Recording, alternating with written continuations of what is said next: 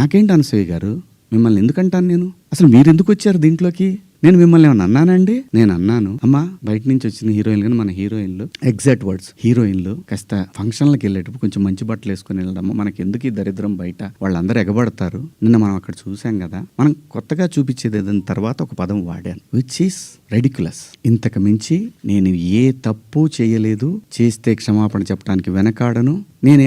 నేను ఎదురుదాడికి కూడా వెళ్లే మనిషిని కాదు. నేను నా కోసం నా ఇంటెన్షన్ అర్థం చేసుకున్న వాళ్ళందరికీ కూడా థ్యాంక్ యూ సో మచ్. ముఖ్యంగా అనసూయ గారు నా ఇన్సెక్యూరిటీ గురించి మాట్లాడారు. అవునమ్మా, మా హీరోయిన్ని అలా వెళ్ళినప్పుడు దాడులు చేసినప్పుడు భయం ఉంటదని, వాళ్ళు బాధపడతారని, ఒకవేళ జరగరాంది ఏమైనా జరిగితే ఆత్మహత్యలు చేసుకుంటారని నాకు ఇన్సెక్యూరిటీ ఉందమ్మా. ఇంకోటి, నా మీద మీరు జాలి చూపించారు, ఐ పిటీ హిమ్ అని. చాలా థ్యాంక్స్ అమ్మా. మీకు ఇచ్చిన విశాల హృదయానికి భగవంతుడికి థ్యాంక్స్ చెప్తూ అదే భగవంతుడిని కోరుకుంటున్నాను. మీకు తొందరలోనే మీ రుణాన్ని తీర్చుకునే అవకాశం భగవంతుడు నాకు కల్పించాలని కోరుకుంటున్నామా. అంటే ఎవరన్నా ఆవిడ్ని ఎక్కడన్నా ఇబ్బంది పెడితే ఇది తప్పురా అని ఖండించడానికి నేను కూడా వెళ్ళాలి అని